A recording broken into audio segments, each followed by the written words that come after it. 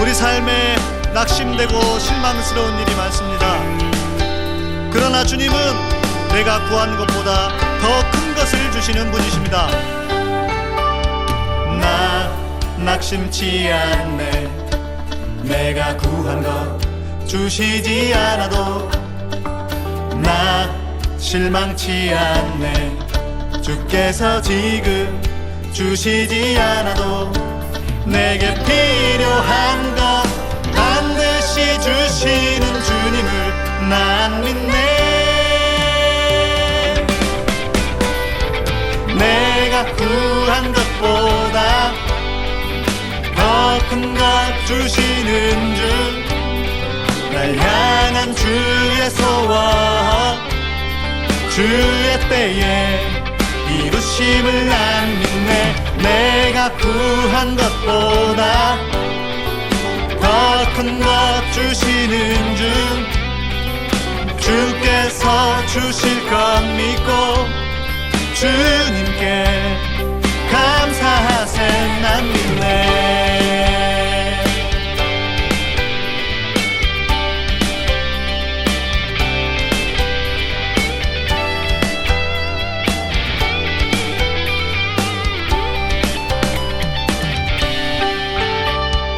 나 낙심치 않네.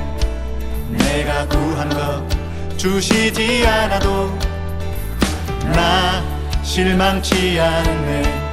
주께서 지금 주시지 않아도 내게 필요한 것 반드시 주시는 주님을 난 믿네. 내가 구한 것보다 더 큰 것 주시는 주, 날 향한 주의 소원, 주의 때에 이루심을 난 믿네. 내가 구한 것보다 더 큰 것 주시는 주, 주께서 주실 것 믿고 주님께 감사하세. 내가 구한 것보다 더 큰 것 주시는 주, 날 향한 주의 소원, 주의 때에 이루심을 난 믿네. 내가 구한 것보다 더 큰 것 주시는 주, 주께서 주실 것 믿고 주님께 감사하세. 내가 구한 것보다 더 큰 것 주시는 주, 날 향한 주의 소원, 주의 때에 이루심을 난 믿네. 내가 구한 것보다 더 큰 것 주시는 주, 주께서 주실 것 믿고 주님께 감사하세. 난 믿네.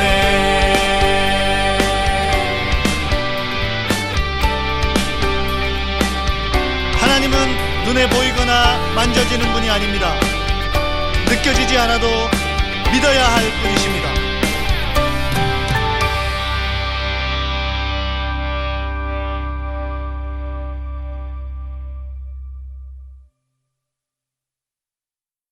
약초의 고장이자 산삼의 본향인 함양 지리산 자락 800고지. 게르마늄이 풍부한 땅에 씨를 뿌리고 농약 한 방울 비료 한 톨 없이 추운 계절 더운 계절 견디며 7년을 기다립니다. 산삼 순백 5,000개 이상의 구매 후기와 만점에 가까운 평점. 13년 외길 산양산삼 추출 기술로 햇섭보다 더 좋은 스마트 햇섭 시설에서 아무도 모방할 수 없을 만큼 압도적 품질로 만든 지리산 산양산삼 추출액 순 100% 산삼 순백. 마셔보시면 바로 압니다. 귀한 분께 잊지 못할 선물을 해보세요. 지난 10년간 매달 20만 원씩 꼬박꼬박 보험 넣은 김호구 씨. 40줄에 처음 병원 신세를 졌는데 과연 그 보장 금액은? 꼴랑 100만 원이요. 왜 이렇게 실망스러운 겁니까? 제가 뭘 잘못한 겁니까? 보험 손해보지 마세요. 최고의 전문가들이 본인에게 가장 적합한 보험으로 맞춤형 리모델링 해드립니다. 지금 바로 마이보험 체크하세요. 검색창에 마이보험 체크. 안녕하세요. 반갑습니다. 양희삼TV 카타콤 3프로 목사 양희삼입니다. 오늘은 기독교의 맥, 예수와 그리스도 그리고 성령에 대해서 나눠보도록 하겠습니다. 어제 복습을 좀 해볼까요? 어제 복습. 네. 어제 복습. 그리고 제가 요즘 바빠가지고, 뉴스 볼 겨를이 없네요. 네. 제가 페이스북도 잘 못하고 요즘. 네. 그냥 간간히 조금씩 보고 있는데요. 네. 뭐, 듣자 하니까 검찰에서 또 그 조국 장관이 또 논문 표절건 그런 시비도 있다 그래요. 그게 인사청문회에서도 안 나왔다는 얘기인데, 예. 그리고 그 논문 표절이 없는 걸로 유명한 분인데 또 뭘 가지고 걸려나. 네, 참. 네, 어제 복습. 네, 우리 햇빛바다님이 이미 말씀해 주셨습니다. 죄가 뭐냐? 김숙자님 어서 오십시오. 네, 죄가 뭐냐? 죄가. 그랬죠? 그랑디소님 어서 오십시오. 죄가 뭐냐? 죄는 나다. 나. 죄는 나다. 이렇게 얘기했습니다. 근데 그 나가 불교가 얘기하는 나가 아니고 우리의 나는, 우리가 죄라고 여기는 나는 어떤 나냐? 내가 죽어야 되는데 그 죽음이 불교의 방식으로 죽는 게 아니라 하나님을, 그리스도를 순종하는 방식으로 죽는 것이다. 이렇게 말씀을 드렸어요. 그리고 죽기만 하면 안 되고 주님과 함께 사는 것이다. 얘기도 했고요. 네, 아주 다들 좋습니다. 복습들 하니까 또 대답들을 잘 해주시네요. 네, 아주 좋습니다. 자, 여러분 이제 오늘 또 복습하고 또 하나 이야기하겠습니다. 십자가 위에서 누가 죽었는가? 십자가 위에서 누가 죽었죠? 네. 이렇게 댓글들이 많이 올라오네요. 네, 빤스도 정광훈이랑 엮였다고 싫어할 판인데, 정광훈한테 망령대 이름이 올려지니. 네, 유병선님, 네, 안타깝습니다. 네, 영향력 있는 교회와 목사님들 태극기, 교인 눈치 보고 한마디 안 하시는 분들 많습니다. 정말 실망스럽다.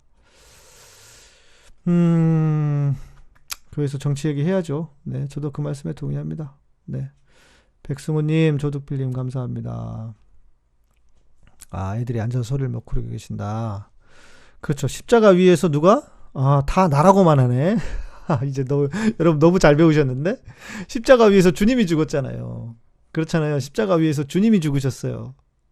자, 그런데 많은 교회들은 십자가 위에서 정말 주님만 죽은 줄 알아요. 많은 성도들이 주님만 십자가 위에서 죽었다고 생각한다고 그렇게 가르치고, 그런데 복음이 완성되려면 주님과 함께 내가 죽었다는 거예요. 주님과 함께 내가 죽었다는 거예요. 그러니까 보세요. 우리가 예수를 믿는다고 하는 것은 단순히 주님이 나를 위해서 십자가에서 죽어주셨습니다. 할렐루야 아멘 하고 끝나는 게 아니고, 그 십자가 사건으로 돌아가는 거예요. 우리가 2000년 전에 주님께서 나를 위해서 죽으셨던 그 십자가 사건으로 돌아가서 어때요? 그 십자가 위에서 나도 주님과 함께 죽는 겁니다. 이게 복음의 완성이라고요. 우리는 다 반쪽짜리 복음을 믿고 있어요. 반쪽짜리 복음은 뭐냐? 주님만 죽었다고. 그러니까 어때요? 고난주간 생각해 보세요. 고난주간이 되면 어떻습니까? 우리는 주님의 십자가에 대해서는 평소에는 생각도 안 해. 평소에는 아무 생각도 안 하고 있다가 고난주간이 되면 어때요? 주님이 나를 위해서 십자가에 달려 죽으셨습니다 하면서 괜히 1년에 한 번씩 면죄부를 받아. 주님의 그 십자가에 대한 면죄부. 예. 이해되시죠? 무슨 말인지. 예. 네. 무슨 말씀인지 이해되시죠? 주님이 주님이 십자가 위에서 주님만 죽은 게 아니고 나도 주님과 함께 죽었다는 겁니다. 나도. 가만 있어봐. 이게 댓글이 페이스북 댓글이 어저께 올라오는 것 같아요. 다시 해야 되겠다. 그런 것 같습니다. 제가 복사를 잘못했나? 놀랬네요. 깜짝 놀랐네요. 댓글이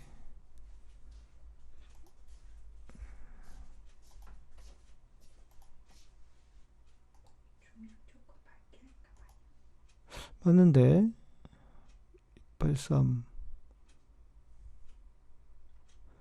283546 맞는데. 네, 여튼 네, 댓글이 안 올라왔는데. 네.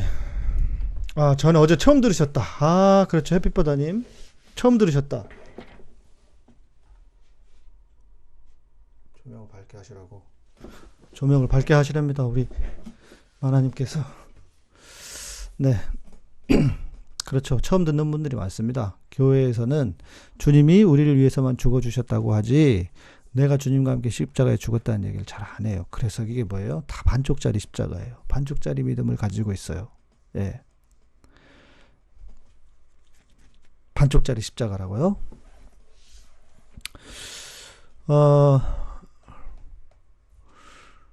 그래서 십자가 위에서 내가 죽었다고 하는 게 왜 중요하냐?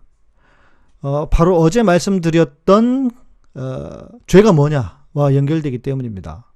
죄는 나라 그랬잖아요. 나. 예, 죄는 나.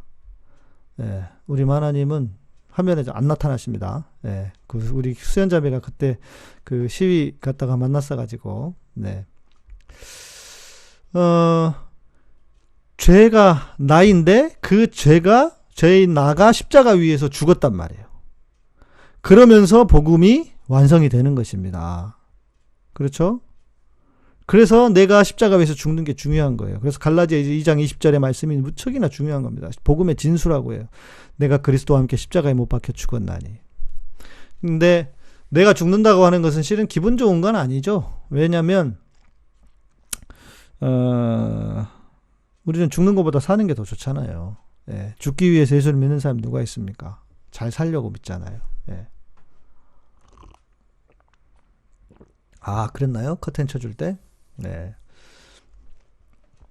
죽기 위해 살지 않기 때문에. 그렇죠. 죽음이라고 하는 것은 긍정적인 게 없어요. 긍정적이지 않아요. 자, 그런데 여튼.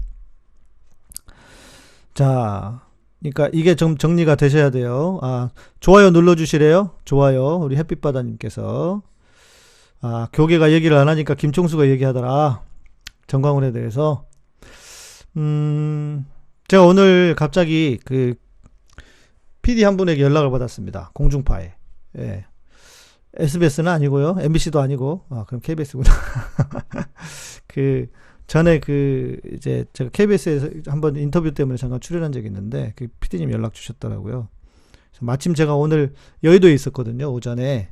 그 손혜원 의원님이 이제 토론회를 하시는데 그 항구 도시에 대한 도시 재생에 대해서 어촌을 재생하는 거에 대해서 토론을 하는데 문자가 주셔가지고 여의도에서 만났는데 전병욱에 대해서 좀 다루는 걸 좀 만들고 싶다. 그래서 제가 좀 여러 가지 좀 이것저것 말씀을 좀 드리고 또 더 잘 아시는 기자님도 소개도 해드리고 있는데 제대로 만들어질지는 모르겠다.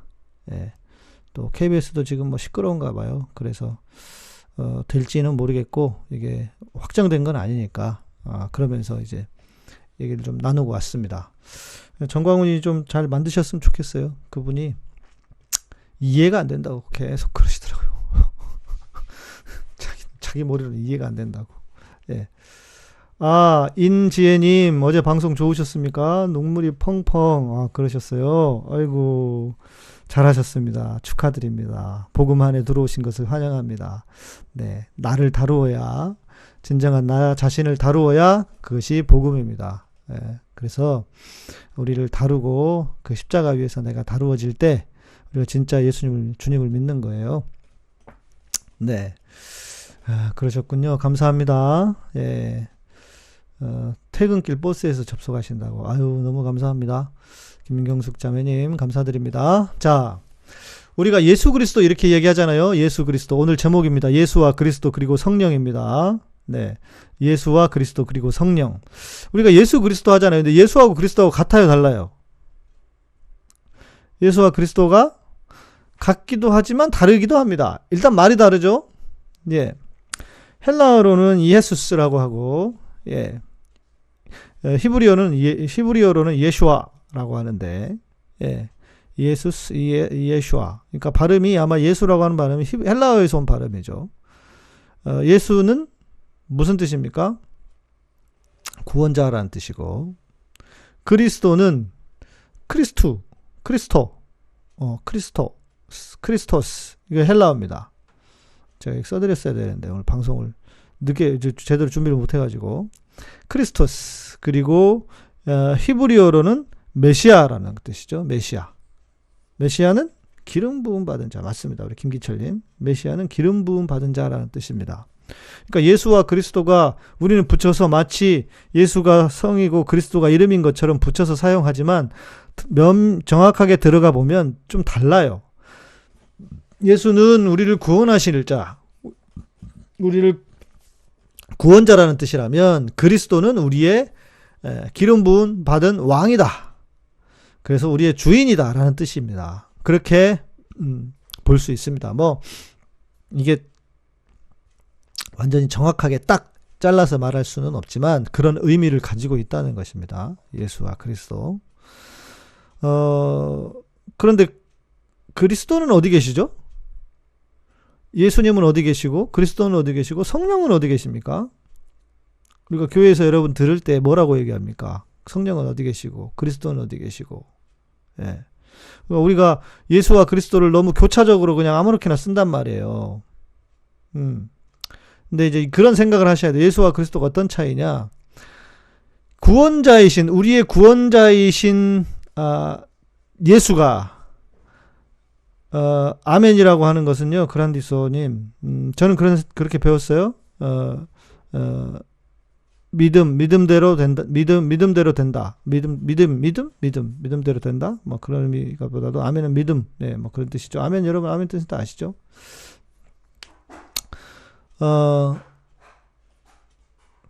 예수는,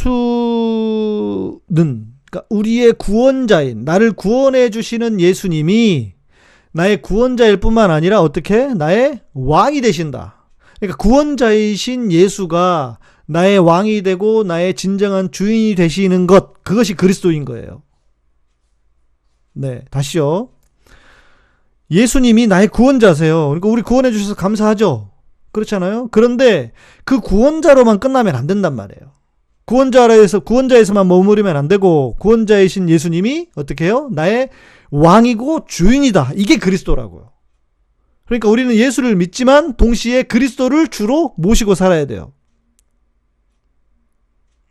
그러니까 사도행전에 보면 베드로가 설교를 할 때 그렇게 설교하죠. 너희가 십자가에 못 박아 죽인 예수를, 유대인들을 향해서 그렇게 설교를 하는 겁니다. 너희가 십자가에 못 박아 죽인 예수를 하나님이 주와 그리스도가 되게 하셨느니라. 이렇게 말합니다. 주와 그리스도가 되게 하셨다. 자, 물론 유대인들은 예수님을 메시아라고 생각하지 않았어요. 그러니까 그리스도라고 하는 것은 메시아란 뜻입니다. 그러니까 하나님이 예수를 메시아가 되게 하셨다. 하나님이 예수를 메시아로 만들어 주셨다라는 뜻이잖아요. 메시아라는 뜻이에요. 그러니까 메시아는 그들의 어떤 그 유대인들에게 있어서는 정말 이 하나님 나라의 완성의 인물이잖아요. 그런데 그 말씀이 유대인들에게만이 아니라 우리에게도 적용이 되는 거예요. 어떻게? 예수님이 우리의 왕이시다. 우리의 주인이시다. 우리가 죄의 선악과를 따먹은 우리는 주인이 다 자기를 주인이라고 생각했다고요. 내가 주인이 되는 것. 죄가 나라 그랬잖아요. 내가 주인이 되었어요. 그런데 내가 주인 되는 것을 거부하고 예수님이 나의 왕이야. 예수님이 나의 주인이야. 라고 하는 것이 그리스도를 모시고 사는 것이라고요. 이해되시나요? 햇빛바다님. 개인적으로 일반인들 인도받을 주님이 왕이라는 것에 거부 반응이 있는 것 같다. 민주주의 사상 때문에.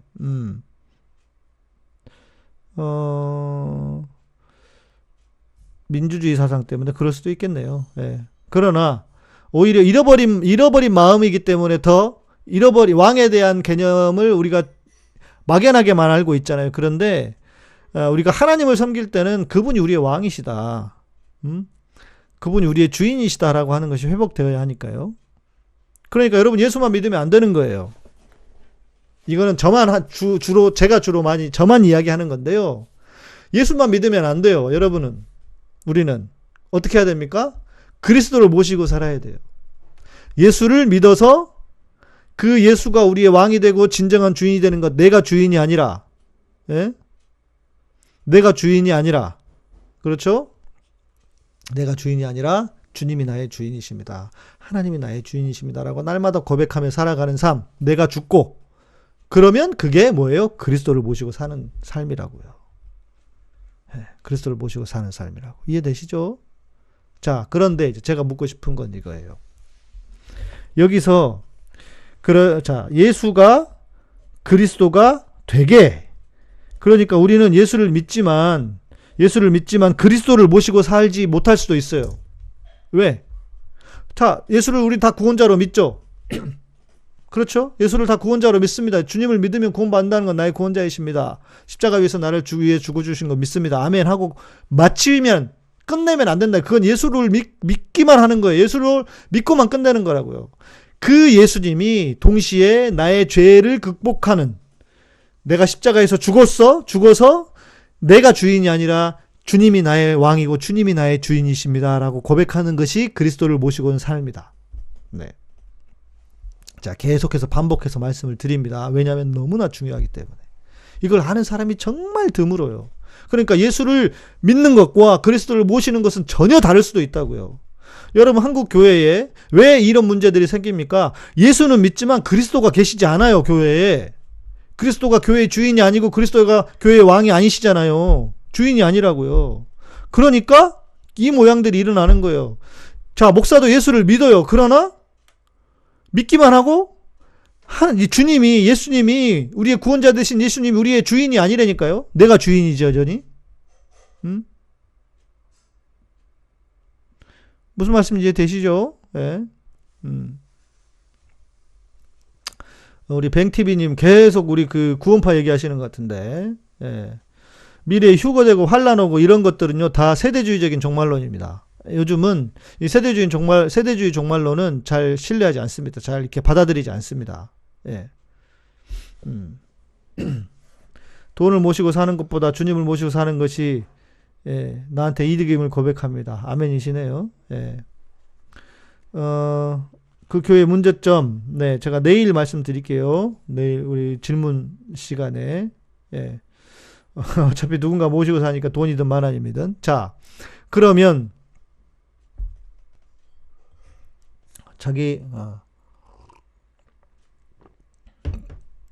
인공지능님, 자, 죄에 대해서 생각 속에서 죄를 저지르며 마음속에서 회개하면 주님께서 용서해 주시나요? 죄는 허물과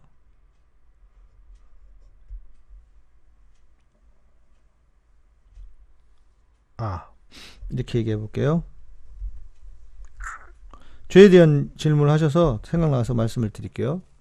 이거는 제 이야기는 아닌데, 제가 그 한 건 아닌데, 제가 멘토처럼 모신 박사님 계신다 그랬잖아요. 박사님 저에게 이 죄에 대한 이야기를 해주시더라고요. 인공지능님 잘 들으십시오. 죄는 세 가지의 죄가 있습니다. 죄인데 아직 내가 짓지 않은 죄가 있어요. 이게 죄라는 걸 알아. 그죠? 이거는 살인은 죄고 간음은 죄야라고 하는 죄라는 걸 알아요. 그런데 그 아는 죄를 지은 죄가 있습니다. 내가 짓는 거예요. 내가. 그렇죠? 내가 지은 거예요. 예를 들어서 뭐 악한 일을 했어요. 실제로. 예. 죄를 지었어요. 그리고 내가 짓지 않은 죄도 있습니다. 예를 들면 목사로서, 어찌됐건 정광훈도 목사잖아요. 그러니까 목사로서 같은 목사들이 짓는 죄에 대한 책임. 네. 같은 목사들이 지은 죄에 대한 책임이 저도 목사이기 때문에 책임이 있죠. 없다고 할 수 없을 겁니다. 같은 그리스도인으로서, 같은 성도로서, 이 지금의 대한민국의 기독교인들이 한국 사회에 짓고 있는 죄, 우리의 책임이라고 하지 않을 수가 없잖아요. 그런 것들을 허물이라고 합니다. 내가 짓지는 않았어요. 내가 짓지 않았어요. 그죠? 그걸 허물이라고 해요. 그러니까 죄라고 하는 아는 죄가 있고, 또 하나는 내가 지은 죄가 있어요. 예, 이소은 자매님 어서 오십시오. 내가 지은 죄가 있다고요. 자, 허물은 내가 짓지 않아도, 내가 지은 죄가 아니라도 용서를 구하는 겁니다. 어떻게? 제가 정광훈 씨는 목사라고 보기 그래도 목사라고 알려져 있으니까요. 예. 그래도 그러니까 제가 그때 그 서초동에서 연설을 할 때도 그랬잖아요. 죄송하다고. 정말 저는 죄송한 마음이었어요. 왜냐하면 기독교인으로서, 목사로서 사회에 짓는 죄악이 너무 부끄럽고, 정말 부끄럽고 너무 민망하고, 예. 견딜 수가 없었어요. 너무 고통스러웠고, 그 죄에 대한 회개를 우리가 대신 할 수 있는 것입니다. 네. 아는 죄는 아직 죄를 짓지 않았으니까요. 그런데 지은 죄는 어떻게 되느냐? 내가 죄를 지었잖아요. 그 죄는 누구에게 회개를 해야 되느냐? 이 지은 죄는 어떻게 해야 될까요? 종교적인 죄는 있잖아요. 하나님께 지은 종교적인 죄, 누군가가 손해를 보는, 피해를 보지 않는 종교적인 죄가 있죠. 그렇잖아요. 하나님 이건 죄다라고 했던 그런 죄는 하나님께만 회개하면 됩니다. 그런데 내가 지은 죄는 누구에게? 사람에게 하는 거예요. 사람에게. 그러니까 지은 죄는 반드시, 그러니까 죄의 진정한 회개는 누구에게 하는 거냐? 사람에게 하는 겁니다. 사람에게 해야 됩니다. 그렇죠? 회개는요, 사람에게 하는 거예요. 그래서 우리가 이걸 놓치면 안 돼요. 그런데 사람에게 죄를 짓고 우리는 하나님께만 회개를 해버리잖아요. 그러면 끝났다고 생각해요. 그게 미량 아닙니까? 그게 미량이에요. 사람한테 죄를 지었는데 살인자가 어떻게 해야 돼요? 그 아이를 유괴해서 죽인, 아들을 죽인 살인자가 엄마를 보고 엄마한테 무릎 꿇고 빌어야지. 왜 지가 하나님한테 회개했다고 끝이라고 그럽니까? 그런 걸 보고 뭐라고 해요? 사람들이, 신앙이 없는 사람들이, 기독교인들이 미친 것들이라고. 그렇잖아요. 그러니까 기독교 환자가 되는 거예요. 네. 햇빛바다님, 상대방 사람에게 죄를 용서받는 거, 이것은 카타콤 안 들어온 저도 합니다. 그러니까 이게 기본적인 상식 아닙니까? 가장 기본적인 상식. 근데 우리는 어때요? 햇빛바다님 이렇게 아시는데 우리는 어때요? 신앙이라고 하는 것을 빙자하여 사람에게 지은 죄를 사람에게는 회개하지 않고 하나님께만 회개하고 끝이에요. 그렇죠? 하나님께만 끝이에요. 하나님께만 회개하고 끝이에요. 하나님 믿는 게 얼마나 편합니까? 그러니까 이건 완전히 이거는 하나님이 동네 북도 아니고 이게 뭐예요 이게?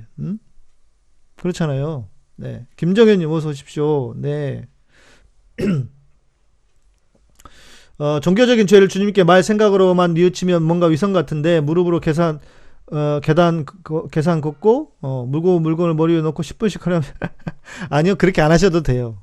어떤 형벌식의, 그러니까 종교적인 죄악은요, 주님의 보혈로 씻어달라고 하시면 돼요. 그런데 내가 사람에게 지은 죄는 사람에게 가서 사과를 하고 하나님께 회개를 해야죠. 그게 주님의 가르침이잖아요. 너희가 제사를 드리러 제대로 왔는데 누군가 형제하고 다툰 일이 생각나거든 어떻게 해요? 돌아가서 형제하고 사과하고 와서 제물을 드리라 이러잖아요. 그렇잖아요? 그게 주님의 방식이에요. 그런데 우리는 어때? 주님의 방식을 무시해. 하나님 말 안 들어 죽어도 어떻게 해요? 나는 하나님한테만 회개할 거예요. 하나님 용서해 주세요. 그리고 끝. 네. 아, 김은영님 이렇게 말하는 목사님 처음 그런가요? 근데 저 말이 맞을걸요? 네, 저 말이 틀리지 않을걸요? 왜? 주님이 그러셨잖아요. 너희가 재단 앞에서 무슨 형제에게 그런 일이 생각나거든 가서 사과하고 오라고요. 형제와 화목하고 온 다음에 제사를 드리라, 제물을 드리라 그랬잖아요. 밀양이 얘기하는 게 그거예요. 그러니까 그 감동은 이창동 감독이 만들었잖아요. 이창동 감독이 그랬잖아요. 그 말은 메시지가 그래. 야, 그게 신앙이야? 그게 기독교 신앙 맞아? 이렇게 질문하는 거예요. 최고 좋은 건 사람에게 가슴 아픈 일을 사람에게 가슴 아픈 일을 하지 않는 것, 죄를 짓지 않는 게 제일 좋은 일이겠죠. 그런데 살다 보면 그럴 수 있잖아요. 그러면 어떻게 해야 돼요? 가서 진심으로 사과해야 돼요. 그러니까 그 밀양은 어떻게 써야 돼요? 그 살인자가 전도연이 찾아왔을 때 어떻게 해야 돼요? 그 앞에서 무릎 꿇고 빌었어야 돼요. 정말 죄송합니다. 죽을 죄를 졌습니다. 제가 용서받지 못할 죄를 지었습니다. 하면서 끝까지 빌었어야 돼요. 피해자가 그만하세요 할 때까지. 그거 아니에요? 그게 진짜 신앙 아니겠어요?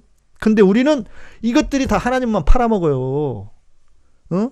사람한테 지어놓고 살인을 해놓고 하나님한테 용서받았다고 하면은 정상적인 사람이 이게 지금 그런 기독교 신앙을 받아들일 수 있겠습니까? 맞습니다. 예, 이소원님 맞습니다. 예. 미워하는 것, 자위하는 것 그게 죄일까요? 미워하는 것보다 정죄하는 것이 나쁘고 자위하는 것보다 성폭행이 나쁘다고 봅니다. 예, 삐빠다님. 예, 또 왜 그런 얘기를 하셨나? 지난번에 얘기했잖아요. 예, 자꾸 그런 얘기만 시키지 마세요. 그렇죠. 김숙자님 맞습니다. 그렇지 않으면 사람한테 실컷 죄짓고 교회 가서 혼자 하나님한테 회개하면 그게 무슨 소용이냐고. 상처받은 사람 어째. 근데 이런 사람들이 너무 많잖아요. 지금 교회에. 그래 안 그래요? 너무 많아요. 제 책에 복음의 사람 되기위해서 제일 먼저 쓴 게 그거예요. 예. 인공지능님, 네, 그렇게 생각 안 합니다. 만약에 A라는 사람이 자유를 참지 못해서 하면서 주님께 제가 또 자유를 했습니다. 죄송합니다라고 하면 주님께서 또 이놈은 도저히 답이 없다. 차라리 지옥 가라. 자유로 지옥 가라 그래요? 하나님이? 에이, 하나님을 너무 띄엄띄엄 보신다. 예. 아닐 거예요. 예. 제가 지난번에 그 회개에 대한 얘기 할 때 말씀을 드렸으니까요. 그때 한번 다시 들어보십시오. 예. 예, 그러니까 그렇게 잘못 배웠다고요. 다 교회가. 근데 목사들이 그걸 잘 모르는 것 같아. 목사들이. 그게 너무 아쉽고 안타까운 거예요, 저는. 교인들에게 바른 회개를 가르쳐야죠. 사람에게 지은 죄는 사람에게 회개를 해야 된다고. 그래야 하나님이 받아요, 그 회개를. 안 그러면 하나님 회개를 안 받아요. 맞아요, 엘리샤님. 사람 때문에 교회 다니기가 너무 힘들어요. 예. 내가 늘 말씀드리잖아요. 저도 목사 아니었으면 교회 안 다녔다고. 예. 이만섭님, 아니 무슨 신이 딸을 쳤다고 지옥을 가래. 그렇게 생각하세요. 네, 너무 자 우리가 신앙을 가질 때 진지한 건 좋아요. 그러나 너무 심각하면 안 돼요. 하나님 너무 심각하게 보지 마십시오. 네. 그러니까요, 교회가 그렇게 가르치는 목사들이 너무 많아요. 그러니까 답답한 일입니다. 정말 속이 터질 일입니다. 그러니까 어때요? 기독교가 이렇게 땅에 곤두박질 치는 거예요. 이런 죄악을 저지르고도 하나님한테 회개하면 끝이라고 하고. 제가 오늘 만난 PD님이 그러시는 거예요. 아니 전광훈이가 이 전시들의 문제네. 전광훈이가 잘못된 걸 아는데 왜 교인들은 아무도 얘기를 안 하느냐. 얘기를 하는 사람이 왜 이렇게 드무냐 이러는 거예요. 그래서 제가 한 게 뭐라고 말씀드렸냐면 교회가 그런 신앙을 강요했기 때문에 그렇습니다. 하나님이 심판하실 거다. 기도하면 된다 우리는. 그러면서 다 환자들을 만들어놨어요. 무기력한 환자들을. 그렇잖아요. 예. 그렇잖아요. 기도하라고. 하나님이 심판하신다고. 우리가 낮으면 안 된다고. 예. 그렇죠?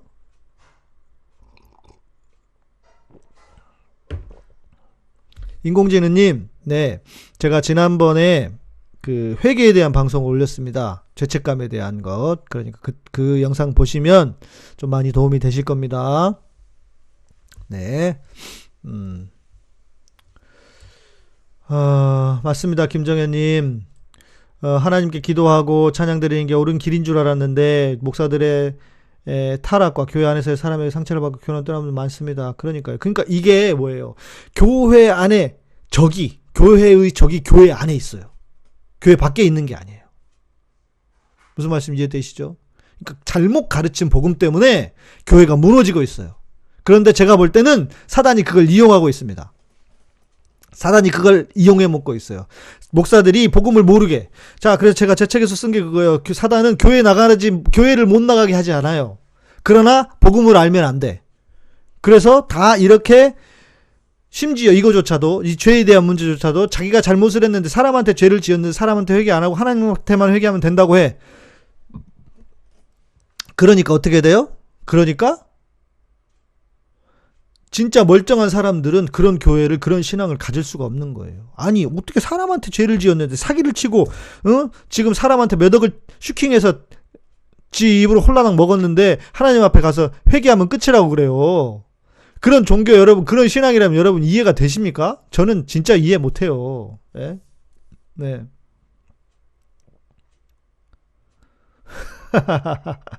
햇빛바다님 진짜 웃기네.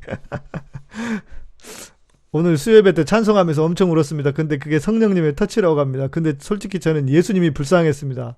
저의 이런 마음 어떤가요? 진짜 궁금했거든요. 예수님이 왜 불쌍하셨을까요? 예. 예수님이 예. 찬송할 때마다 우는데 어쩌라고. 예. 여러분 운다고 다 성령의 역사일까요? 아닐 수도 있죠. 성령의 역사일 수도 있지만. 그렇죠. 우리 주님이 불쌍하죠. 예. 주님이 십자가를 그러니까 내가 십자가를 뭐하러 지었는지 모르겠다 그러시고 있을 수도 있어요. 예.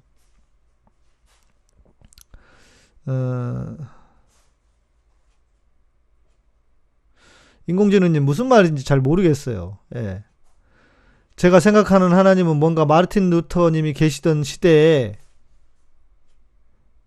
당시 하나님으로 생각하고 있는데 제대로 된 마인드, 이게 무슨 말인지 모르겠어요. 예. 마틴 루터 시대 때 어쨌다는 거죠. 좀 구체적으로 써주셔야 이해가 될 것 같아요. 예. 기복신앙이 나쁜 건 아닌데 교회를 점집처럼 맞아요. 기복신앙이 하루가 복을 받아야죠. 실제로. 네. 네. 네. 이만섭님 뭐요? 너는 야동을 보고 딸을 쳤고 나는 조지를 봐야 한다고 생각을 하긴 해서요. 하나님 우리를 저주하시는 분이 아니잖아요. 하나님 우리 용서해 주시는 분이지. 그래서 그 용서를 받으니까 어때요? 우리는 더 죄를 지으면 안 되겠다. 이런 그 순기능이 일어나는 게 신앙이지. 자꾸 어떤 그 두려워서 하지 말아야지. 이거는 신앙의 어떤 본질은 아닌 것 같아요. 예. 우리가 성숙한 사람이라면 그래서 내가 죄를 짓지 말아야지. 이렇게 하죠. 근데 넘어질 수 있잖아요, 우리가. 그건 용납해야 되죠. 우리 스스로도. 예. 네.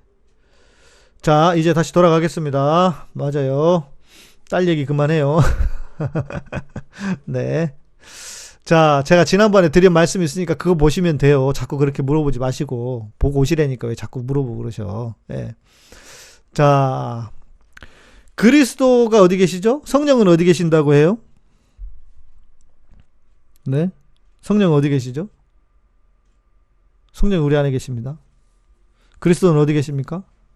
그리스도도 우리 안에 계십니다. 우리 안에서 예수가 주가 되게 하는 것. 네. 우리 안에 계시잖아요. 우리 안에 계시잖아요. 네.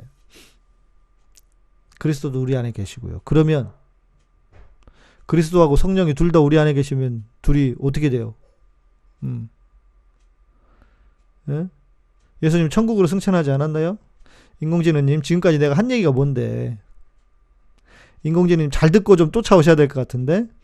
자, 예수님이 나의 구원자 되신 예수님이 나의 주인이 되고 나의 왕이 되는 게 그리스도시라고요. 내 안에서, 내 삶의 내 안에서, 내 고백 안에서.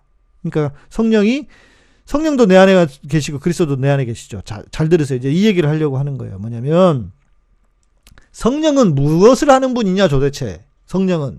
성령이 하시는 일은 내 안에서 예수가 그리스도가 되는 것을 돕는 분이에요. 성령은 예수가 내 안에서 그리스도가 되도록 돕는 분이라고요. 아니에요. 예수님이 승천하신 건 맞아요. 그런데 그 예수님이 내 안에서 왕이 되도록, 주인이 되도록 돕는 게, 주인이 되는 것이 그리스도시고, 내 안에 그리스도께서 왕이 되고 주인이 되도록 도와주시는 분이 성령의 역사라고요. 그런데 우리는 성령을 어떻게 생각해요? 방언하고 무슨 어떤 은사가 나타나고 성령을 아주 단독적으로 딱 끊어서 성령을 끊어가지고 단독적으로 혼자 뭔가를 하시는 분이라고 생각한단 말이에요. 이게 지금 한국교회 성령론의 가장 큰 문제예요. 한국교회 성령론은 주님이 없어. 그리스도가 없어요. 그리고 그냥 성령론만 딱 떼가지고 거기서 뭐 병이 나았네, 뭐 방언을 했네, 예언을 했네, 뭐를 했네, 이 짓을 이러고 있는 거예요. 이게 가장 큰 문제란 말이에요. 우리가 성령을 말할 때는 반드시 그 은사들이 왜 나타나느냐? 예수가 우리 안에서 나의 구원자 되신 예수께서 내 안에 그리스도로, 내 안에 주인으로 왕이 되시도록 돕기 위해서 성령 은사가 나타나는 거예요. 그런데 우리는 성령 은사를 단독으로 떼어서 단독으로 떼서 성령의 은사가 무슨 뭐 그렇게 은사도로만 나타나는 것. 주님하고는 전혀 상관이 없어요. 그러면 무슨 일이 되는지 아세요? 예수 안 믿는 다른 종교에도 그런 기적들과 방언도 있어요. 여러분 불교에서도 스님들도 방언합니다. 이슬람도요, 영적인 체험이 있어요. 모든 종교에는 다 그런 게 있어요. 그런데 기독교는 다르다고요. 어떻게 다르냐? 성령의 역사가 나타나는, 은사가 나타나는 이유는 예수가 그리스도가 되도록 돕는 것. 그러기 위해서 하나님께서 성령의 은사를 주시는 거지, 단독적으로 성령의 역사를 통해서 무슨 성령이 나타나는 것. 그래서 며칠 전에 누가 물어봤죠. 송기철 장로. 그렇죠? 송기철 장로님 물어보셨죠? 그래서 저는 그 문제라고 생각하는 거예요. 송기철 장로 같은 분은 주님은 없어요. 그리스도는 없어. 그냥 성령의 역사만, 성령의 역사가 나타나서 병을 고치고 뭐 하고 이런 것만 있다고요. 그러면 어떻게 돼요? 이게 기독교가 무슨 뭐 완전히 무슨 뭐라고 해야 돼 이게? 예? 이적의 종교로만 끝나버린다고요. 그럼 무슨 말인지 이해되시나요? 예. 강소영 자매님 맞습니다. 예수님이 내 안에서 그리스도가 되시도록. 성령의 역사도 마찬가지예요. 성령의 역사도. 그러니까 성령은 예수가 내 안에서 그리스도가 되시도록 돕는 것이 성령의 역사인데, 이 성령을 떼어놓고 성령이 뭐 무슨 병 낫는 것만, 이적이 일어나는 것만, 은사가 나타나는 것만 다 잘못된 성령론입니다. 이건 이해되시죠? 그래서 제가 엊그저께 그분의 그런 사역들이 문제가 있다고 말씀을 드린 거예요. 예. 그렇죠. 성령님은 예수 그리스도와 우리를 가깝게 해주시는 분입니다. 이렇게 아마 한국 교회에서요, 저처럼 이렇게 성령론을 저처럼 이렇게 말하는 사람은 거의 없을 겁니다. 다 성령이 어떤 분이신가 뭐 이런 이야기는 하는데 정말 주님과 어떻게 연결하는지는 몰라요, 잘. 그러니까 우리 결국은 성령론은 그리스도 중심으로 성령을 해석을 해야 돼요. 그리스도 중심의 성령론을 가져야 되는데 그리스도는 없어. 그래서 쏙 빠지고 성령론만 있어요. 예. 그게 문제라고요. 이해되시죠? 예. 저는 그래서 그리스도가 없는 성령론은 경계합니다. 명탐정님 감사합니다. 네. 그리스도가 없는 성령론은 경계해야 됩니다. 이거 이상한 신비주의로 빠질 수 있어요. 지금 소위 말하는 뭐죠? 우리 지금 뭐죠? 신사도주의. 마찬가지입니다. 그래서 잘못된 거예요. 신사도주의. 여러 가지 문제가 있지만 가장 본질적인 핵심, 모든 은사주의의 가장 본질적인 문제는 뭐냐면 그리스도가 없어요. 그리스도가 없는 성령론만 영을나게 있는 거예요. 예? 김수현 자매님, 자, 그러시군요. 요거는 좀 설명을 해드릴게요.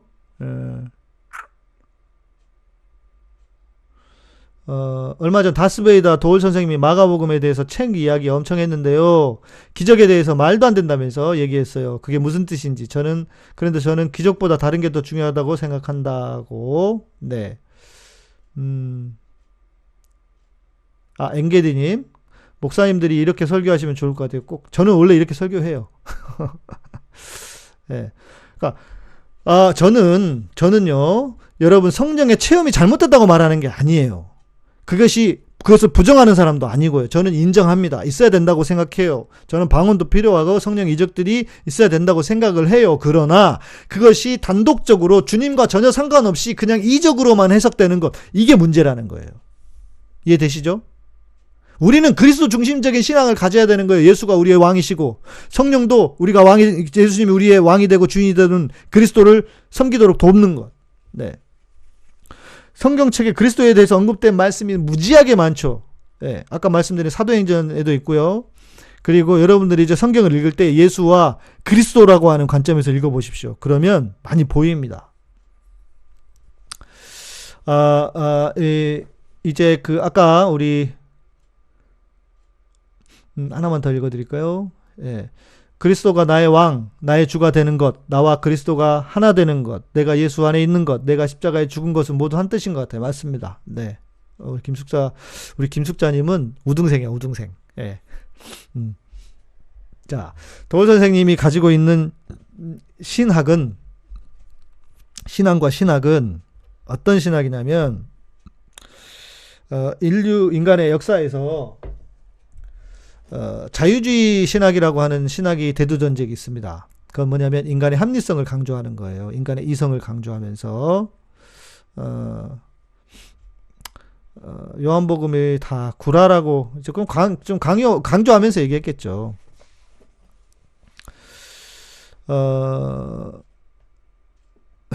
카타콤 우등생들에게 선물 드려야 되겠는데요. 예. 제가 연락처가 없어서 선물 못 드리겠네. 그리고 도울 선생님 마가복음에 마태복음 누가 요한복음 다 덧붙여 지은 구라라고 하는 것은 좀 이렇게 강조하려고 했던 것 같고, 그러니까 마가복음이 가장 먼저 쓰여진 성경이기 때문에. 그런데 이제 이렇게만 이야기를 하면 좀 이렇게 그거는, 그러니까 어떤 맥락에 있느냐, 예수님의 기적이라든지 이제 이거예요. 몰트만이 헷갈린다. 예. 불트만이라고 하는 사람이, 그 신학자가 우리가 누군가를 섬길 때 신에 대해서는 다 그 신화화한다. 그러니까 그 신화화하는 거를 빼고, 우리가 너무 하나님에 대해서 예수님이 우리에게 가르쳐 주시고자 하는 그 메시지의 본질은 빼버리고 너무 신화화된 예수님만 믿으려고 한다. 그러니까 그 신화화된 것을 빼보자. 그럼 예수님 무리를 걸었다든지 뭐 기적을 행하셨다든지 이런 건 빼자는 거예요. 그거 외에 진짜 예수님이 이 땅에 오신 이유와 목적이 뭐냐, 그것을 더 찾아가 보자는 거예요. 그게 우리가 서로 이웃을 사랑하고 이웃을 내 몸처럼 사랑하라고 하는 거잖아요. 예? 그런 진정한 기독교의 정신으로 돌아가 보자라고 하는 것이 몰트만의 해석이었습니다. 그런데 그게 강조점이 뒤집힌 거죠. 그러면서 그 뒤에 강조한 것은 사라지고, 후대의 사람들이 그 자유주의 신학이라고 하는 것은 그런 기적적인 것을 다 빼보자, 걸러보자라고 하면서 그것이 다 걸러지면서 그것이 하나의 신학적인 사조를 만들었어요. 예. 그렇죠. 불트만이죠. 저도 막 헷갈려가지고. 예. 신학적인 사조를 만들었다고요. 그게 자유주의 신학이에요. 그러니까 어때요? 다 기적적인 요소를 빼자는 거예요. 그러니까 뭐 그 예수님이 무리를 걸으셨다든지 뭘 어떻게 했다든지 뭐 병자를 막 기적적으로 고쳤다든지 이런 거 빼자는 거예요. 그것이 하나의 신학적인 사조가 됐어요. 그걸 자유주의 신학이라고 합니다. 그래서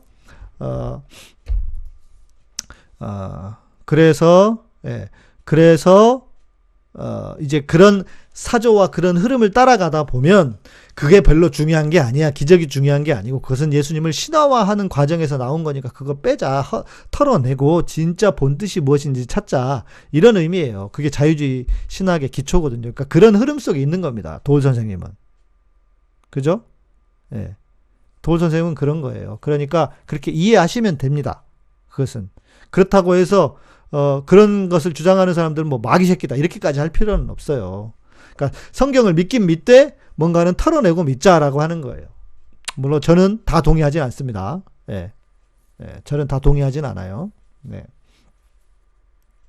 김선자면 이해되셨죠? 예. 그게 자유주의 신학이에요. 그러니까 그런 흐름과 맥락에 있다 보니까, 예. 그래서 그렇게 그 주장을 받아들이는 그런 자유주의적인 기초에서 해석하는 거예요. 불트만은 인간에 의해 해석된 믿는 것이 아닌가에 대한 질문에서 시작되었어요. 네. 우리 이소원 자매님이 한신 쪽에서 공부를 하셔가지고, 예. 이쪽에 또 전문가시네. 그렇죠. 예. 자유주의라는 게 다 나쁜 건 아니고요. 성경에 실제로 어떤 신화까지는 아니지만 그런 그 이제 특히 고대 구약 같은 경우에는 제가 말씀드렸나요? 과장법이 그 시대의 표현 방법이었다고요. 과장법이. 특히 구약에는 더 심합니다. 그러니까 모든 사람들이 어떻게 모든 사람들이 다 그러겠어요. 그렇죠? 그러니까 이 엥게디님, 그러니까 그것은 뭐냐면 이 그 지금 도울 선생님 같은 경우에는 도울 선생님의 그 신학적 사조예요. 예. 근본주의가 있고 자유주의가 있고 뭐 개혁주의 신학적 뭐죠?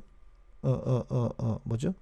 개혁주의는 또 좀 다른 거지만 아무튼 그러니까 신학적인 하나의 사조이기 때문에 그런 관점에서 보는 거예요. 예. 그러니까 그렇게 이해하시면 됩니다. 네. 그러니까 그게 완전한 답도 아니고요. 성경을 예를 들어서 좀 이렇게 그 있는 그대로 보려고 한다. 문자주의까지는 아닌데 그것도 하나의 신학적인 사조예요. 그러니까 무엇을 선택하실지는 여러분들이 결정하시면 돼요. 예. 네. 준영 이제 마가복음 강해 주문하셨군요. 네. 네. 이런 책 보셔도 좋습니다. 그런데 이제 그러니까 여러분들이 뭐 어떤 과정이 필요하냐면 실은 조금 뭐랄까 우리는 한국 교회는요 너무 말씀이 거의 그 하나님의 위치에 있잖아요. 그러다 보니까 조금이라도 그 말씀에 대한 권위가 흔들리면 안 돼.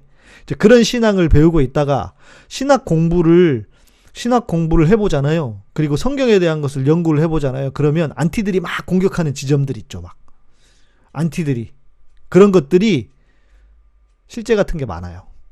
그래서 막 헷갈려. 이제 큰일 났다. 이런 막 믿음이 막 흔들려. 그런 과정을 좀 겪으셔야 돼요, 여러분들. 그래서 흔들리는 분들 저한테 오세요. 제가 어떻게 흔들리지 않게 해드릴 수 있는지 제가 잘 이렇게 답을 드릴 수 있습니다. 네. 불투만은 내가 믿는 예수가 예수의 실체가 아니라 내가 해석한 예수를 믿는 것이 아닌가.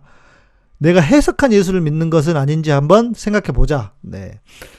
역시 이 한신이 역시 다릅니다. 예. 훌륭하십니다. 예. 우리는 불투만 잘 안 배우거든요. 불투만은 때려 죽일 놈이에요. 총신에서. 그러니까 그런 나쁜 놈이 있었다더라 이 정도만 배우거든요. 그러니까 우리는 그 디테일하게 잘 몰라요. 네, 김숙자님. 도울 선생님 강의를 들으면 기독교의 본질이 흔들려요. 그래, 제 믿음을 지키려고 듣지 않으려고 해요. 네, 뭐 좀 그런 측면도 있습니다. 근데 저 같은 목사들은 공부를 하죠. 그렇게 주장하는 것도 있구나. 그러면서 제가 해석되고 정리된 것을 전해야 되잖아요. 예. 그렇죠. 이제 교회 안에서는 한국 교회는 워낙 보수적이기 때문에 그랑디소님이 말씀하시는 것처럼 신화적인 요소 제하자 이러면은 이제 이상한 눈으로 쳐다보죠. 예. 그럴 수 있습니다. 네. 그런데 제가 볼 때 성경은요, 좀 보수적으로 보는 게 좋습니다. 예. 저는 그렇게 생각합니다. 제가 보수적인 기초 위에 있기 때문에요. 제가 이래요. 총신대를 다니고 신대원을 공부하고 목사가 되어서도 저는 보수적인 신학, 아주 진짜 성경을 그 하나님의 영감으로 쓰여졌다고 하는 것까지. 그건 당연히 믿지만, 그러니까 오류가 없다. 성경에. 문자 하나하나 다 오류가 없다라고 하는 그런 관점을 계속 가지고 있다가 제가 성경을 또 공부해봤어요. 구약을 또 공부해보고 하니까 진짜 그럴 수 있을까? 하다가 조금 흔들렸다가 다시 돌아오고 뭐 이런 거였거든요.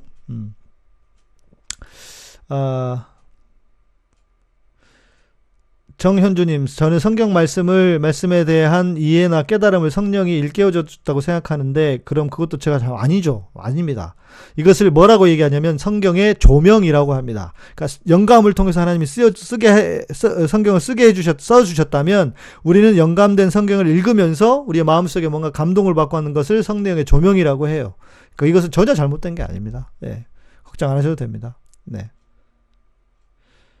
회개에 대한 말씀이 배움이 됐다. 메타노이아. 예. 그렇죠. 그분이 얘기하신 것이 다 틀린 게 아닙니다. 예. 크랑디소님, 언제 미팅 한번 가죠? 여러분 스케줄 잡아보세요. 예. 네. 아무 때나 좋은 날, 좋은 시간. 그래서 뭐 얘기 대화하시고 하면 좋겠죠. 예. 신앙에 대한 제 질문들 좋다고 생각합니다. 성경도 사람에 의해 변질되는 건 아닐까요? 그럴 수 있는 가능성이 있죠. 네, 다음에 제가 성경에 대한 이야기를 좀 해드릴게요. 성경에 대한 이야기를 성경에 대한 이야기를 하면 여러분들이 좀 뭐랄까 이 준비된 마음이 아니면 좀 충격받으실 수도 있는데 아니 그런데 저는 그러면서도 보수적인 기초 위에 있는 사람이라서요. 예.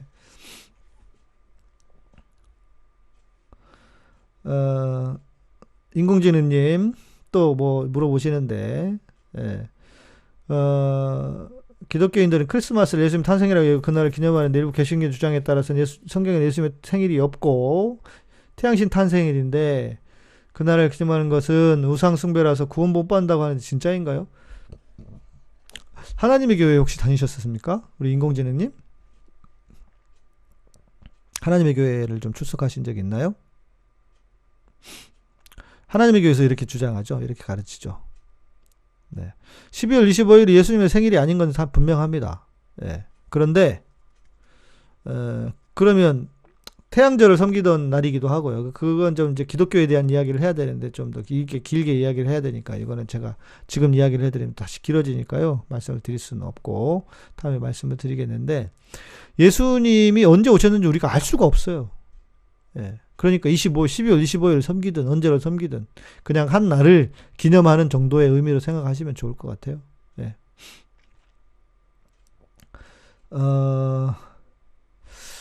준영전님 옛날 선교에 있을 때 헌 성경책을 어떻게 처리하느냐로 토론. 결론은 불에 태우자고. 정말 쓸데없는. 요즘은 불로 태우면 그것도 안 되잖아요. 그것도 불법 아닌가요? 예. 카톨릭 신자시군요. 네. 구원이 없는 건 아니에요. 12월 25일이 태양절을 섬기던 날이에요. 근데 카톨릭이 그런 말을 할 수는 없는데. 12월 25일이 태양신을 섬기던 날은 맞습니다. 네. 그런 건 별로 난 중요하지 않다고 생각합니다. 네. 네.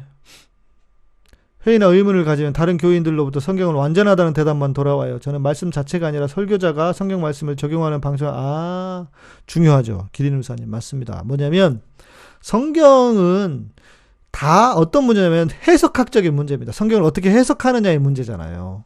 저도 성경을 해석해서 여러분에게 말씀을 전하는 것이고, 그렇잖아요. 그러니까, 그런 부분에 대한 회의는 반드시 하셔야 됩니다. 그러니까 여러분들 제 말씀을 들을 때도 제가 하는 이야기를 들을 때도 목사님 말씀 무조건 맞아 이렇게 생각하시면 안 되고 회의해야죠. 질문하고 의문을 해야죠. 그게 진정한 신앙인의 자세라고 저는 생각합니다. 네. 그래야 우리가 병들지 않아요. 네. 여러분 제가 제 말이 다 모두가 맞다고 하면 제가 하나님 되는 거잖아요. 그럴 수는 없잖아요. 네. 예수님의 생일 5월 14일 몰라요. 알 수 없어요. 뭐 그쯤이라고 얘기는 하는데 네. 그게 중요하지 않아요. 그냥 말씀드린 것처럼 언제면 뭐가 중요하냐고요. 네. 그냥 예수님 오신 것을 기리는 것 이 정도로 하자고요. 잉카 제국 왜 멸망했을까요? 그거 알아요? 천국 가야 알지. 네. 모르잖아요. 왜 멸망했는지. 네. 네. 기린 우사님 아까 맞아요. 이거예요. 근데 우리는 어때요? 교회는 이 회의 자체를 못하게 하잖아요. 질문 자체를 못하게 하잖아요. 네. 그러니까 여러분 제가 드리는 말씀도 반드시 그렇게 생각을 해보시고, 그래, 맞아. 이런 기초 위에, 하나님은 사랑이시고, 또, 내 몸을 이웃처럼, 내 이웃을 내 몸과 같이 사랑하라고 기초 위에, 그래, 맞는 것 같다. 이렇게 생각하셔야지 제가 전하는 걸 무조건 다 맞다고 생각하시면 안 돼요. 네. 네. 이해되시죠? 네. 예. 성경의 해석에 대한 것도 그럼요. 다른 견해들이 너무 많죠. 그리고 유대인들은 그런데요. 유대인들은 탈무드라든지 뭐 이런 데서 성경을 해석해 놓은 거잖아요. 그런데 유대인들의 특징이 뭐냐면 정답이 없어요. 정답이 다 이렇게 생각해보고 저렇게 생각해보고 다 생각해보는 거예요. 유대인들은. 그런데요. 우리는 권위 있는 사람 한 사람이 성경을 해석해 주는 것을 그리고 성경뿐만 아니라 모든 학문이 그렇잖아요. 그 사람 말을 따르는 걸 학문이라 생각하는데 유대인들은 안 그런데요. 예. 그게 유대인들의 힘인 것 같습니다. 예. 아이고 벌써 11시가 됐는데요. 오늘은 여기까지 해야 될 것 같습니다. 예. 그러니까 오늘 말씀을 다시 좀 정리를 해보면 가르침을 주신다. 요즘 주시는 건 아니고요. 정현주 자매님, 목사님께 가르침을 주신다는 박사님은 치과 원장님이신데요. 요즘은 제가 이렇게 많이 배우는 건 아니고 전에 좀 많이 배웠고요. 각자의 마음을 꺼내놓을 수 없으니 교회 가는 게 재미없어요. 맞습니다. 이럴 수 있어야 되는데요. 우리가 그러니까 고민하는 것, 하나님에 대한 고민도요, 우리가 충분히 꺼내놓고 이야기할 수 있어야 됩니다. 예. 그렇죠? 예. 네, 꺼내놓고 이야기할 수 있어야 됩니다. 네, 이종관 목사님, 어떻게 됐어요? 수련회? 기독교 동아리 그 수련회? 답 좀 주세요. 카톡이라도 주세요. 성경 지식이 부족해서 교회에서 질문했더니 기도하세요. 기도하세요. 기도합시다. 그 다음부터는 질문하기 어렵습니다. 네. 기도. 네, 기도한다고 답이 안 나옵니다. 아유, 강소영님 감사합니다. 네. 기도한다고 답이 안 나와요. 이거 공부를 해야 답이 나오는 거죠. 예. 기도할 게 있고 공부를 해야 될 거 있는데요. 공부를 해야 됩니다. 예. 교회에서 물어보면 아무도 대답 안 하는데 여기는 난리네요. 네. 자, 예수가 우리의 구원자이신 하나님의 아들 예수께서 우리의 주인이 되고 왕이 되는 것, 그게 그리스도시다. 그래서 우리는 그리스도를 주로 모시고 살아야 돼요. 예수님 우리의 그리스도시라는 것. 그리고 성령은 뭐냐? 예수가 그리스도가 되는 것을 돕는 것이다. 성령의 사역이다. 그러니까 성령을 절대로 단독적으로 떼어놓고 성령의 사역만 강조하면 안 된다. 그건 다 은사주의로 가는 거예요. 예. 네, 예. 그렇게 이해되시면 좋겠습니다. 우리 늦게 들어오시는 조성현님은 다시 조만간에 이제 방송 다시 돌아가니까요. 그거 다시 들어보시면 될 것 같습니다. 네. 네, 여러분 이제 인사해 주시면 여러분 인사 정리될 쯤에 또 방송을 마치도록 하겠습니다. 수고 많으셨고 감사드립니다. 좀 정리가 되셨는지 모르겠습니다. 예, 예수와 그리스도 그리고 성령에 대해서 흔들리지 마시고 이것을 잘 깨달으셨으면 좋겠습니다. 예. 성령에 영이 들어가 있어서 뭔가 더 있어 보인다고. 예. 한국말이 그렇죠. 예. 그랑디선님 재밌습니까? 네. 감사합니다. 오늘도 여러분 모두 감사드립니다. 네. 네, 고맙습니다. 감사합니다. 네. 늦은 시간까지 모두 수고하셨습니다. 네. 네. 명탐정님, 너무너무 좋은 말씀. 이게 진짜로요. 아마 모르긴 몰라도 한국교회에서 이렇게 그리스도와 성령에 대해서 저처럼 이야기하는 분 거의 없을 거고요. 그리고 예수와 그리스도에 대한 것도 마찬가지고, 그럴 거예요. 이거는 정말 잘 못 듣는 말씀일 겁니다. 네. 저는 이걸 복음이라고 생각하고 여러분에게 전하고 있고, 그래서 여러분 이걸 통해서 정말 예수님을 여러분의 주인으로 왕으로 모시고 또 그 안에 기쁨과 자유함을 누리시기를 저는 소망합니다. 네. 감사합니다. 그렇죠. 그리스도에 대한 묵상 꼭 해보십시오. 성경 읽을 때 이제 그리스도에게 좀 이렇게 눈을 깊이 주목해 보십시오. 예. 네. 감사드리고요. 노상매님도 감사드립니다. 네. 제가 오늘 하루 종일 아침부터 밖에 있었더니 조금 피곤하네요. 네, 여러분 평안한 밤 보내시고요. 저는 내일 밤에 뵙도록 하겠습니다. 감사합니다. 나이가 든다는 것이 무엇일까요? 처진 피부, 쑤시는 관절, 자꾸 없어져 가는 잇몸. 이 모든 것이 사실은 콜라겐 부족 때문에 생기는 것입니다. 그래서 콜라겐을 젊음의 영양분이라고 부른답니다. 콜라겐은 기본적으로 온몸의 탄력성을 유지시켜주는 영양소입니다. 그런데 콜라겐에 대해서 오해가 많습니다. 콜라겐 선택 시 핵심 포인트를 알아봅시다. 콜라겐을 먹는다고 몸속에 필요한 곳에서 바로 역할을 하는 것이 아닙니다. 콜라겐은 분자량이 큰 세포 덩어리라서 소화를 잘 시켜줘야 합니다. 그런데 항생제 등에 많이 노출된 동물이나 어류 등에서 채취한 콜라겐은 알레르기 반응을 일으킵니다. 콜라겐 포인트 하나, 항생제 등에 오염되지 않은 동물이나 어류에서 추출한 콜라겐을 써야 합니다. 콜라겐도 소화와 신진대사 과정을 거칩니다.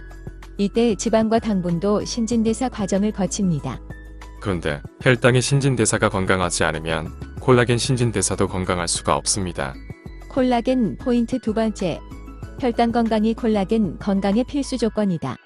대사 과정을 거쳐 형성된 콜라겐이 적합한 곳에 붙으려면 붙는 틀이 있어야 합니다. 이런 뼈대 역할을 하는 것이 바로 천연 비타민 C입니다. 그러나 화학 합성 비타민 C는 좋은 뼈대 역할을 하기 어렵습니다.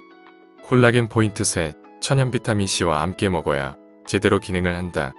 걱정거리가 또 하나. 인공적으로 콜라겐을 주입시키면 몸이 자생적으로 콜라겐을 생성하는 능력이 약해질 수 있습니다. 고품질의 알로에 젤은 그 자체로 피부 건강에 좋을 뿐만 아니라 콜라겐 생성에 있어 신체의 자연적인 능력을 강화시켜 콜라겐과 함께 시너지 효과를 낼 수 있습니다.